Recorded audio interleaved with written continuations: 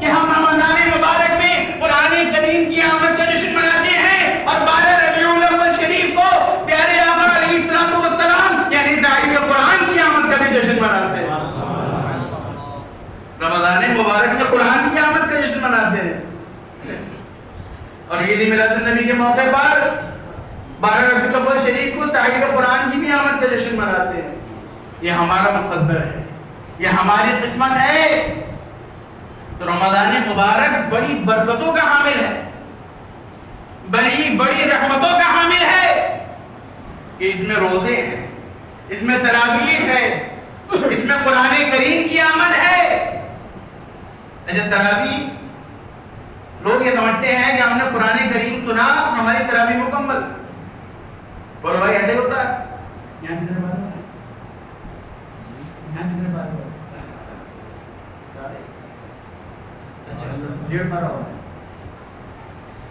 یہاں تو 1.5 پارہ ہو رہا ہے, جہاں 5 یا 6 پارے ہوتے ہیں لوگوں نے 5 دن 6 دن سنا لو جی تو ہماری تراویح ہو گئی مکمل.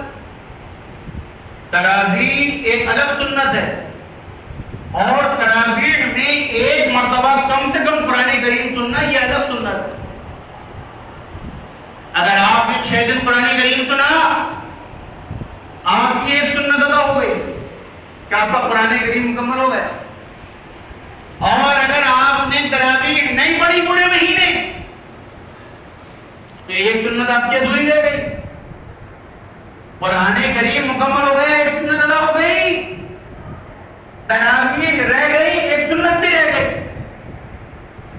قرآن کریم آپ کا مکمل ہو گیا بہت اچھی بات ہے, لیکن تراویح آپ کو پورے مہینے پڑھنی ہے. قرآن کریم کا تبھی تو عرفان ملے گا. بولو بھائی اس میں بھی تو الحمد للہ پڑھی جاتی, پڑھو تو قرآن کریم ہی جاتا ہے. بولو بھائی. تو میرے بھائیوں میں آج یہ کر رہا ہوں کہ رمضان مبارک میں جتنی برکتیں سمیٹ سکتے ہو سمیٹو, جتنی رحمتیں سمیٹ سکتے ہو سمیٹو. بس آپ کی حدیث سے بات سنا دو. پیارے آقا علیہ الصلوۃ والسلام فرماتے ہیں, ابھی روزوں کا قرآن کریم کا آپ نے بیان سن لیا کہ جب جو بندہ روزے رکھتا ہے اور قرآن کریم کی تلاوت کرتا ہے رمضان مبارک میں, تو کل میدان قیامت میں یہ رمضان مبارک کے روزے اور قرآن کریم اللہ رب العزت کی بارگاہ میں شفاعت فرمائیں گے. سب بولو سبحان اللہ. اے اللہ, اس تیرے بندے نے میرے خاطر اپنے آپ کو بھوکا پیاسا رکھا تھا, نہ کھانے کو ہاتھ لگایا نہ پانی کو ہاتھ لگایا, سب کچھ اسے میسر تھا پھر بھی اس نے نہیں چھوا. اے اللہ میری سفارش کے حق میں قبول فرما. سب بولو سبحان اللہ.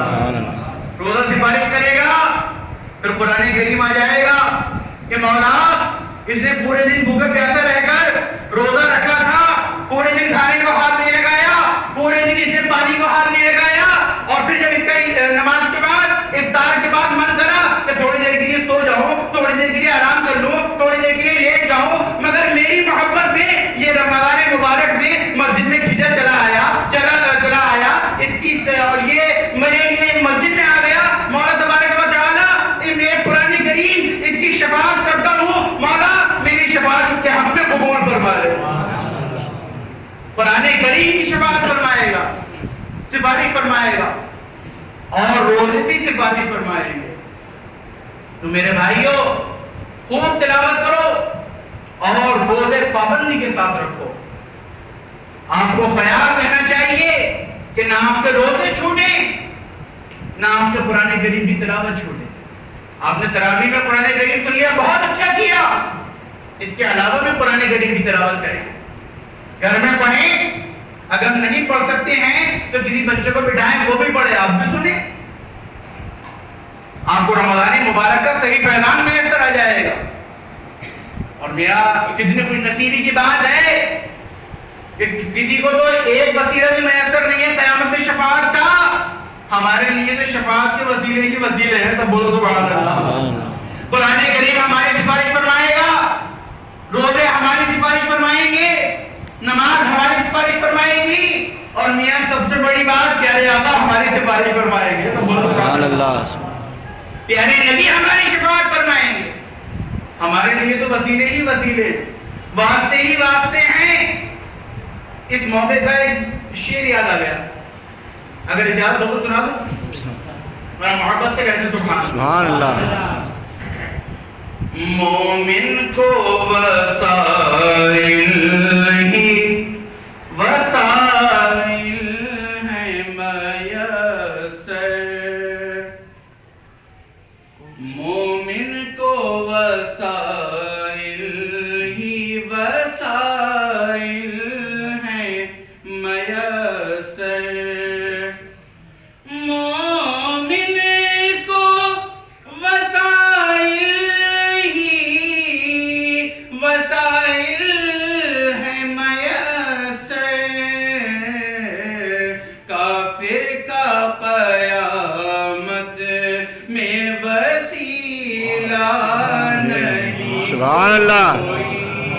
کافر کا قیامت میں وسیلہ نہیں کوئی.